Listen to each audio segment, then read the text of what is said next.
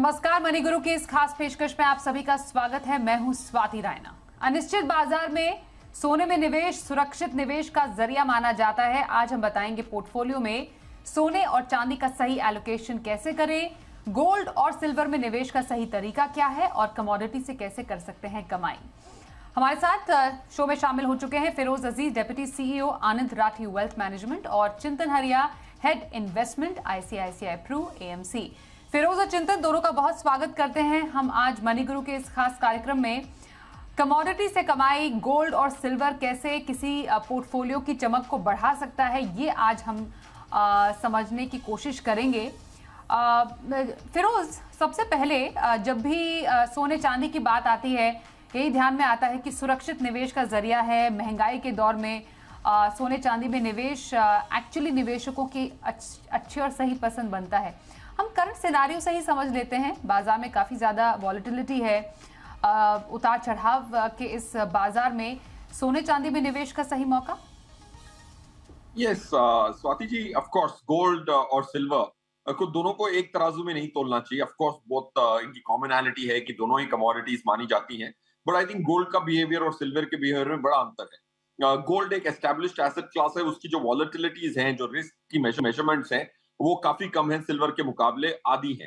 तो दोनों को एक ही ब्रेथ में सिनोनिमस मानना मेरे हिसाब से इतना प्रैक्टिकल नहीं होगा। अब रहा सवाल गोल्ड का, अगर हम पहले एड्रेस करें तो गोल्ड की एक परसेप्शन है कि वो इक्विटीज को हेज करता है, इक्विटीज के परे चलता है, वो हाथों में हाथ डाल के नहीं चलता है इक्विटीज के साथ। तो इसको अगर हम डेटा से सब्सटैंशिएट करने की कोशिश करें और लास्ट 10 साल की इन दोनों की जो कोरिलेशंस है उसको मैथमेटिकली कंप्यूट करें, तो ये जो नॉन कोरिलेशन है, मतलब दोनों एक साथ नहीं चलते, तो पोर्टफोलियो में गोल्ड डालने से रिस्क कम होता है, ये एस्टैब्लिश होता है मैथमेटिकली। लास्ट 10 साल की इनकी जो कोरिलेशन है नेगेटिव है, मार्जिनली नेगेटिव है। मतलब ये डबल नहीं करती आपकी रिस्क को। इक्विटी के साथ गोल्ड को शामिल करना एक सेंसिबल अप्रोच होगा।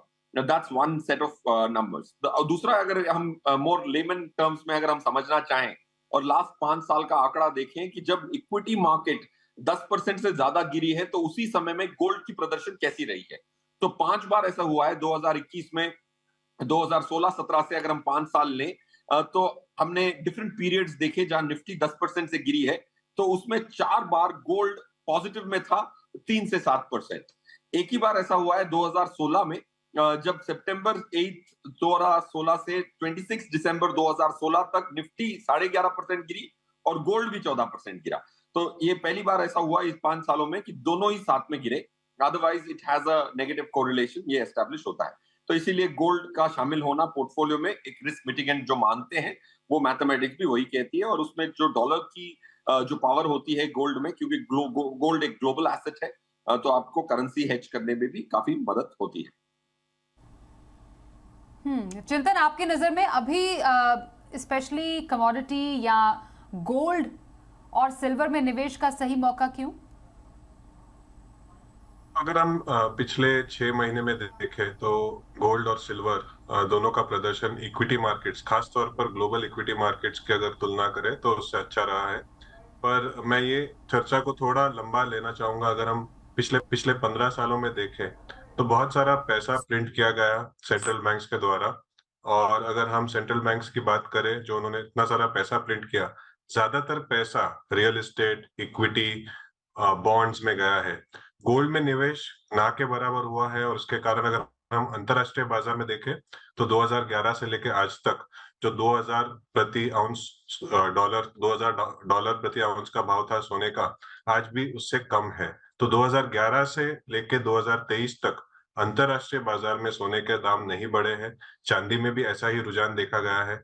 हमारा ऐसा मानना है, जब अभी इंटरेस्ट रेट्स नॉर्मलाइज हुए हैं तो कुछ पैसा गोल्ड की तरफ जा सकता है। और चांदी एक ऐसा जो कमोडिटी है जहां पर डिमांड काफी स्ट्रांग है, क्योंकि उसके जो एप्लीकेशंस है 5G टेक्नोलॉजी, इलेक्ट्रिक व्हीकल्स में बढ़ रहे हैं।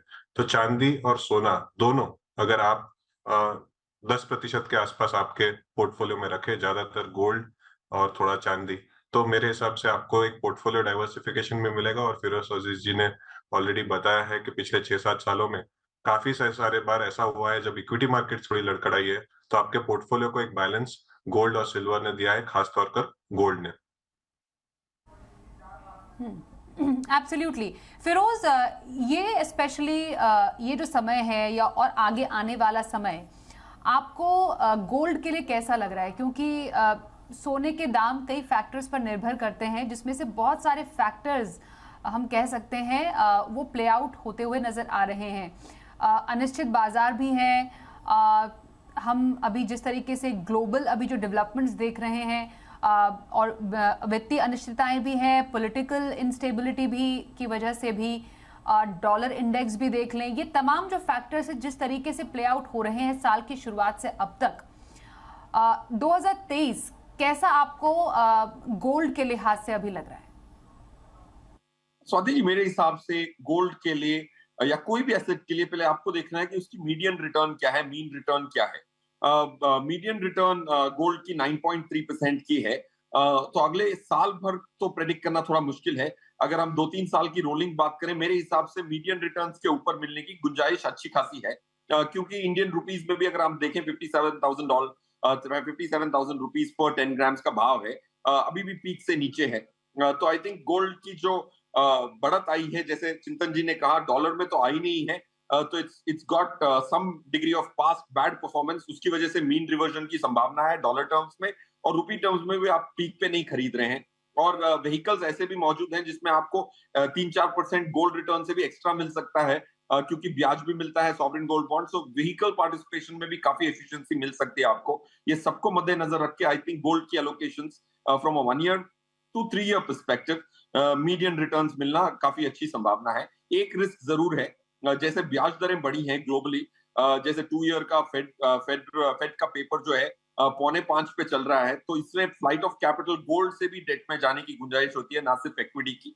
तो वो प्रेशर जरूर रहेगा globally till interest rates ease off and risk remains high. हमेशा जब रिस्क बढ़ती है तो इंटरेस्ट रेट ऊपर नहीं होते। इस बार जब रिस्क बढ़ी है, इंटरेस्ट रेट्स भी बढ़े हैं, वरना इंटरेस्ट रेट्स घटते हैं जब रिस्क बढ़ती है। फेड इंटरेस्ट रेट्स कम करता है ताकि रिसेशन का खतरा टल सके, बट इसमें इंड्यूस्ड रिसेशन का समय है। So that's the only dark cloud which surrounds gold. और चिंतन, आपको क्या लग रहा है कि 2023 क्या गोल्ड में इन्वेस्टमेंट का साल बनकर आ सकता है? क्योंकि तमाम एक्सपर्ट जिनसे हम बात करते आए हैं कि हर एक साल एक पर्टिकुलर एसेट क्लास के लिए अच्छा रहता है। इक्विटी मार्केट में तो काफ़ी ज़्यादा वॉलेटिलिटी है। डेट में जैसे कई एक्सपर्ट्स मानते हैं कि मौके हैं, बिकॉज जिस तरीके से इंटरेस्ट रेट हाइक हुई, रेस्ट ऑफ द ईयर कुछ मौके तलाश सकते हैं। गोल्ड के लिए कैसे अपॉर्चुनिटीज आपको नजर आ रही हैं? तो जैसे कि मैंने कहा, 2023 में और शायद 2024-25 में अगर हम 3 साल का एक इन्वेस्टमेंट होराइजन देखें, क्योंकि गोल्ड ईटीएफ में आप जब निवेश करते हो तो 3 साल का इन्वेस्टमेंट होराइजन आपका होना चाहिए, उससे ज्यादा भी हो सकता है। तो हमें ऐसा लग रहा है कि इन्वेस्टर्स को एक डाइवर्सिफिकेशन मिलेगा, क्योंकि इक्विटी मार्केट्स पिछले 6-7 सालों से विश्व में और भारत में अच्छा कर रही है। पिछले 2 साल specially after Covid equity markets ने एक बहुत अच्छा रिटर्न दिया है, और जिन निवेशकों ने उसका फायदा उठाया है, उनको डाइवर्सिफाई करना है, वो गोल्ड के द्वारा कर सकते हैं, क्योंकि गोल्ड में निवेश काफी कम हुआ है। अगर आप जैसे कि 2011 से लेकर आज तक अगर डॉलर टर्म्स में रिटर्न नहीं बना, और अगर आप आपके भी खुद के निवेश देखोगे तो गोल्ड में निवेश एज अ फाइनेंशियल इन्वेस्टमेंट बहुत नहीं हुआ है। तो एज अ डाइवर्सिफिकेशन, और अगर विश्व में जैसे कि फिरोज अजीज जी भी कह रहे थे कि अगर इंटरेस्ट रेट्स बढ़ना बंद हो जाती है और इंटरेस्ट रेट्स घटना शुरू हो जाती है, शायद 2023 के अंत में 2024 के बिगिनिंग में ऐसा हो, तो तभी एक उछाल हम गोल्ड के दामों में देख सकते हैं, क्योंकि फर्स्ट प्रोबेबली जो फ्लाइट ऑफ मनी होगा वो शायद गोल्ड के तरफ होगा। तो इसलिए आपके पोर्टफोलियो में 8 से 10% गोल्ड आपको एक रिस्क हेज और वॉलेटिलिटी डाइवर्सिफायर के हिसाब से होना चाहिए। बिल्कुल। फिरोज, आपकी नजर में स्पेशली गोल्ड में सही विकल्प क्या है? जो निवेश के अलग अलग तरीके हैं सोने में, उसमें से कौन सा विकल्प आपकी नजर में सही है अभी, और या फिर अलग अलग निवेशकों की अलग पसंद हो सकता है? देखिए, हर निवेशक की स्थिति के हिसाब से एक व्हीकल हमारे हिसाब से मैथमेटिकली सबसे अच्छा होता है। बट पसंद लोगों का बहुत डिफरेंट हो सकता है। जैसे आज की डेट में इंडियंस की जो साइकोलॉजी है वो टच एंड फील, गोल्ड हमेशा वो एक फिजिकल एसेट के तौर पे एक मेंटल पोजिशनिंग हो चुकी है बिहेवियरली, क्योंकि इन्वेस्टिंग सिर्फ दिमाग का काम नहीं है, दिल और दिमाग का काम दोनों का है। तो काफी बार ऐसा होगा कि एक इंडियन निवेशक को हमेशा एक फिजिकल कॉइन्स बार्स खरीदने में एक सांत्वना सी मिलती है। बट आई थिंक मैथमेटिकली 3 किस्म के लोग हो सकते हैं जिनको अगर एसआईपी के माध्यम से धीमे धीमे कलेक्ट करना है, क्योंकि एक रिटेल निवेशक गोल्ड का अगर 1 ग्राम का भी कॉइन खरीदने जाएगा तो जाएगा दुकान में, जाएगा 5,000 6,000 रुपए खर्च करेगा, वो सब लॉजिस्टिकली बहुत एक्सपेंसिव हो जाता है, और कॉस्ट वाइज भी एक्सपेंसिव हो जाता है। तो इसीलिए गोल्ड फंड्स जो हैं वो बहुत काम आते हैं एसआईपी के निवेशक के लिए, जिसके पास लमसम है और टाइम फ्रेम ज्यादा नहीं हो, 2 साल हो 3 साल हो, तो चिंतन जी ने जैसे कहा ईटीएफ बहुत प्रॉफिटेबल होते हैं, क्योंकि उनमें कॉस्ट ऑफ ट्रांजैक्शन नेग्लिजिबल होता है, कॉस्ट ऑफ स्टोरेज नेग्लिजिबल होता है। किसी को एक स्ट्रेटेजिक एलोकेशन अपने पोर्टफोलियो में चाहिए लंबी अवधि के लिए, और शॉर्ट टर्म 1-2 साल की ओपिनियन नहीं ले रहे हो, और गोल्ड को एक अपना बुनियादी हिस्सा बनाना चाहते हैं, तो गोल्ड सॉवरेन गोल्ड बॉन्ड्स एक बहुत अच्छा विकल्प है, क्योंकि उसमें मेच्योरिटी पे टैक्स फ्री मिलता है। एक ही इंस्ट्रूमेंट रह गया है जिसमें unlimited capital gain tax free है एट मैच्योरिटी ऑफ कोर्स। तो long term sovereign gold bond, short term lump sum investments 2 to 3 years gold ETF, और सिस्टमैटिकली इन्वेस्ट करने के लिए गोल्ड फंड। ये मैथमेटिकली सही है। ऑफ कोर्स पसंद लोगों की अलग होती है, बट दिल और दिमाग को कन्वर्ज करना ही एक पर्सनल फाइनेंस का काम है।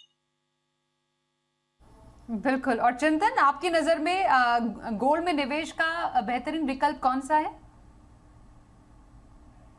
आई थिंक फिरोज अजीज जी ने सही बताया कि अगर आपको एक लॉन्ग टर्म इन्वेस्टमेंट करना है तो सॉवरेन गोल्ड बॉन्ड, जिसमें आपको टैक्सेशन बेनिफिट भी है, ऑन 8 साल अगर आपके पूरे होते हो तो आपको उस पर टैक्स नहीं देना, जो भी आपका कैपिटल गेन है, और 2.5% उसमें आपको जो सालाना आय भी मिलती है इंटरेस्ट के तौर पर। तो डेफिनेटली अगर आपका 8 साल का होराइजन है, पर अगर आपको एसेट एलोकेशन करना है कि आज मुझे गोल्ड में निवेश करना है और वही पैसा अगर इक्विटी मार्केट्स करेक्ट होता है तो मुझे इक्विटी मार्केट्स में शिफ्ट करना है या फिर डेट मार्केट्स में शिफ्ट करना है, तो अगर आपको ट्रेड करना है तो जो गोल्ड ईटीएफ है या फिर gold ETF fund of funds है, वो एक सही तरीका रहेगा, क्योंकि वहां पे आपको जो इम्पैक्ट कॉस्ट है, जो ट्रांजैक्शन कॉस्ट है, और जो इन आउट जो सहूलियत है, क्योंकि वहां पे लिक्विडिटी की चैलेंज नहीं है। सॉवरेन गोल्ड बॉन्ड में शायद लिक्विडिटी की चैलेंज आ सकती है, स्क्रीन पे उतना लिक्विड नहीं है, पर गोल्ड ईटीएफ आपको लिक्विडिटी की चैलेंज नहीं होती। तो अगर आपको एसेट एलोकेशन करना है, इन आउट करना है, अगर आपको इक्विटी से गोल्ड, गोल्ड से इक्विटी में शिफ्ट करना है,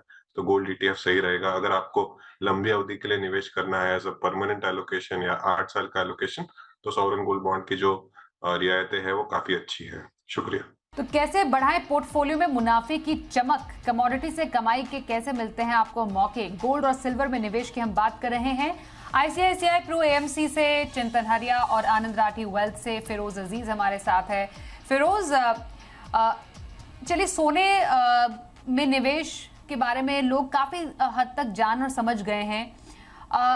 सिल्वर यानी चांदी में निवेश उसके मुकाबले अभी काफी नया एक विकल्प है कमोडिटी से कमाई करने का।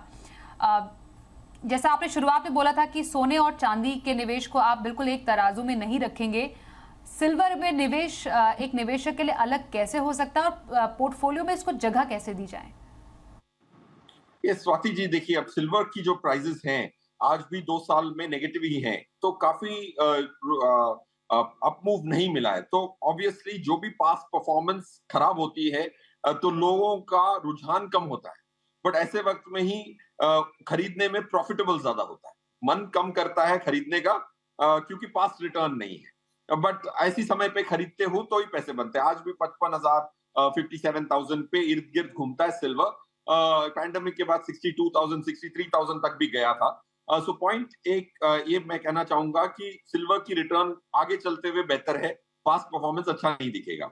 अब तक 1 साल पहले तक जब ईटीएफ नहीं थे, सिल्वर के ईटीएफ नहीं थे, तो आपके पास 2 ही विकल्प थे। फिजिकल सिल्वर स्टोर करना बहुत मुश्किल है क्योंकि क्वांटिटी बड़ी होती है, गोल्ड में क्वांटिटी कम होती है और आपके पैसे काफी सारे लग जाते हैं। सिल्वर में ऐसा नहीं है, तो इसीलिए उसको फिजिकली स्टोर करना भी टफ था, और सिर्फ एमसीएक्स में या कोई भी फ्यूचर्स मार्केट में अवेलेबल था। ईटीएफ आने की वजह से अब ये प्रैक्टिकल इन्वेस्टमेंट सोल्यूशन बन चुका है for most individuals investment stand point से। ये बहुत अच्छी खुशखबरी है। इसीलिए मैं कहता हूं कि दोनों को तोलना नहीं है, क्योंकि अगर आप स्टैंडर्ड डिविएशन या जो रिस्क की जो आंकड़ा है वो दुगना है, तो मेरे हिसाब से सिल्वर में अभी भी फ्यूचर में रिटर्न की गुंजाइश है, क्योंकि पास्ट परफॉर्मेंस इतना अच्छा नहीं रहा है, पॉइंट वन। और ईटीएफ, जैसे आपने कहा कि आज ईटीएफ मिलते हैं, ईटीएफ मिलते ही उसकी जो फिजिबिलिटी हो गई फॉर लॉन्ग टर्म एलोकेशंस काफी बढ़ जाता है। ऑफ कोर्स टैक्स थोड़ा इनएफिशिएंट होता है इक्विटी के मुकाबले, बट आई थिंक 3 साल होल्ड करते हो तो इंडेक्सेशन के साथ आपको 20% की टैक्स मिलती है ईटीएफ में, तो जाहिर सी बात है कि आपको थोड़ी टैक्स एडवांटेज मिल जाती है, क्योंकि महंगाई पे आपको टैक्स नहीं देना पड़ता, जो इंडेक्सेशन का कॉन्सेप्ट है। बिल्कुल। और इनफैक्ट चिंतन, आईसीआईसीआई प्रू का तो शुरुआती कुछ ईटीएफ सिल्वर ईटीएफ में का रहा है,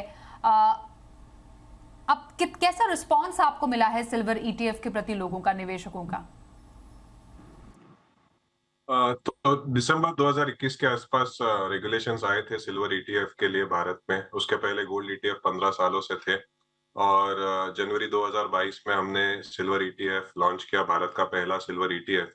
और रिस्पांस की बात करें तो जैसे कि फिरोज जी ने बताया था कि सिल्वर फिजिकली स्टोर करना डिफिकल्ट है, और अगर हम 2011 से लेकर आज तक बात करें तो करीबन 30-40 हजार रुपए वाला सिल्वर वहीं के वही रहा है, ज्यादा रिटर्न नहीं मिले अगर 12-13 सालों में देखें तो निवेशकों को एज अ रिस्क डाइवर्सिफिकेशन के साथ साथ एक ग्रोथ ट्रेजेक्टरी अगर चाहिए, क्योंकि सिल्वर के जो एप्लीकेशंस है वो बढ़ रहे हैं, जैसे कि मैंने कहा electric vehicle, mobile phones, 5G technology, medical instruments, बहुत सारे एप्लीकेशंस है। और सिल्वर गोल्ड के जैसा नहीं होता, silver recovery of silver is difficult. Gold में फिर भी रिसाइकलिंग होता है, सिल्वर में थोड़ा मुश्किल है। तो उसके कारण अगर सिल्वर की अगर हम बात करें तो ऐसा एक कमोडिटी है जो आज बुलियन के तौर पर कम और एक्चुअल एप्लीकेशन के तौर पर ज्यादा उसकी जो डिमांड है। और हमारा ऐसा मानना है कि निवेशकों को अगर बहुत लंबी अवधि के लिए निवेश करना है एक ऐसे पदार्थ में या कमोडिटी में जहां पर डिमांड स्ट्रांग रहेगा और प्राइस अपटिक की गुंजाइश है, तो थोड़ा एलोकेशन सिल्वर में कर सकते हैं। हमने देखा है लोगों ने अपने पूरे पोर्टफोलियो में, जहां पर इक्विटी भी है, डेट भी है, गोल्ड के साथ साथ थोड़ा सिल्वर ऐड करना शुरू कर दिया है। आप काफी आसानी से एसआईपी के द्वारा या फिर छोटी छोटी किस्तों में सिल्वर एक बिल्ड कर सकते हैं आपके पोर्टफोलियो में, और इवेंचुअली जब सिल्वर में एक बड़ी तेजी आती है उसका फायदा आपको मिल जाएगा। शुक्रिया। बिल्कुल। तो वही मैं फिरोज आपसे भी जानना चाह रही हूँ, अराउंड कितना पोर्टफोलियो में एक्सपोजर, एक तो गोल्ड का और साथ में सिल्वर का भी, I am sure proportion same तो नहीं रहेगा, silver being really volatile commodity, impact जैसा चिंतन भी बता रहे हैं कि आपके निवेश पर भी पड़ेगा। तो एक निवेशक को आप क्या रेकमेंड करेंगे, कमोडिटी के अंदर ही प्रोपोर्शन क्या रखे गोल्ड और सिल्वर का? देखिए, अब मैं अगर पर्सनल साइड किसी की देखूं, अगर ग्लोबल ऑब्जेक्टिव्स हैं किसी के, जैसे बच्चों की पढ़ाई ग्लोबल हो, तो उनको तो गोल्ड सिल्वर जरूर रखना चाहिए। कोई भी, जैसे आपको वर्ल्ड टूर करना है, अगर ऐसी ऑब्जेक्टिव्स हैं आपकी जो डॉलर में खर्चा कराएंगी, तो दोनों की महत्वपूर्णता बहुत बढ़ जाती है। अब रहा मात्रा, आपकी जो भी एलोकेशंस हैं उसकी 2/3 आप गोल्ड में डाल सकते हैं, 1/3 सिल्वर में डाल सकते हैं। जो चिंतन जी ने कहा बहुत सटल, बहुत इंपॉर्टेंट पॉइंट है, रिसाइकलिंग। देखिए, माइनिंग करना एक बात है, अगर गोल्ड की रिसाइकलिंग सदियों तक चलेगी, पुश्तों तक चलेगी, सिल्वर जो आपको इलेक्ट्रॉनिक आइटम्स में सिल्वर दिखता है वो वापस रिसाइकल नहीं कर पाता है। तो ऐसा नहीं है कि माइनिंग हो गई तो वापस वो हमेशा दुनिया में रहेगा, वो वापस कहीं ना कहीं आपको वापस माइन करके दूसरा सप्लाई लाना पड़ेगा। तो I think 2/3 towards gold, 1/3 towards silver is a good allocation. अब कितना होना चाहिए टोटल, किसी के 10% हो सकते हैं, किसी के 15% हो सकते हैं। इस पे देखना है कि आपके कोई ग्लोबल खर्चे तो सबके होते हैं, कोई ना कोई गोल ग्लोबल होता है, उसकी एलोकेशंस के लिए मैं इसको प्रेफर करूंगा rather than ग्लोबल एक्विटीज, क्योंकि global equities are correlated to equities. अब कितना भी कहें आप, जब यूएस में तकलीफ होती है तो इंडियन एक्विटीज में भी तकलीफ होती है, आज का ही उदाहरण ले लें आप। तो बट अगर आपको ग्लोबल जाना है तो सिल्वर एंड गोल्ड एक अच्छा विकल्प है ग्लोबल डॉलर एलोकेशंस करने के लिए rather than global equities, in my belief.